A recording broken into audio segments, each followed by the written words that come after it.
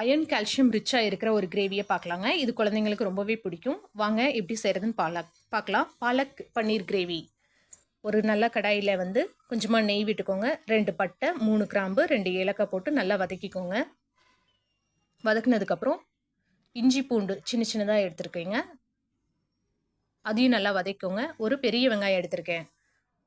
அது நல்லா வதங்கிட்டிங்கன்னா ஒரு பல்லாரிக்கு வந்து ஒரு தக்காளி எடுக்கணும். நடுவில் வந்து நான் வந்து முந்திரி பருப்பு சேர்த்துருக்கேன். அதான் ரிச்னஸ் கொடுக்கும். ஒரு பல்லாரிக்கு ஒரு தக்காளிங்கிற விதம் நம்ம போட்டுக்கணும்.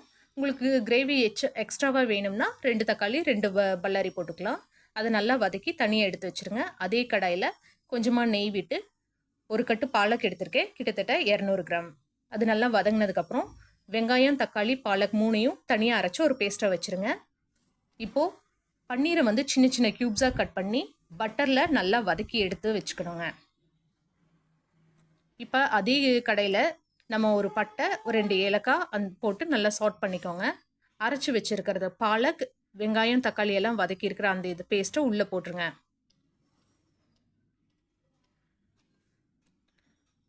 இப்போ மிக்ஸி ஜாரெல்லாம் கழுவி இது பண்ணியாச்சுங்க, ஊற்றியாச்சு. Turmeric 1/2 spoon, chilli powder, chicken masala powder, கொஞ்சமாக உப்பு, கிரேவிக்கு தேவையானது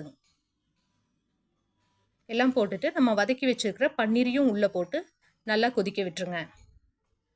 இது வந்து கசூரி மேத்தி கையில் நல்லா நசுக்கி போட்டுக்கணும். ஒன்றும் இல்லை, வெந்தயக்கீரை இருக்குல்ல, அதை நல்லா காய வச்சுருப்பாங்க. இது வந்து கால்சியம் அயர்ன் ரிச்சான ஃபுட்டுங்க கிரேவி.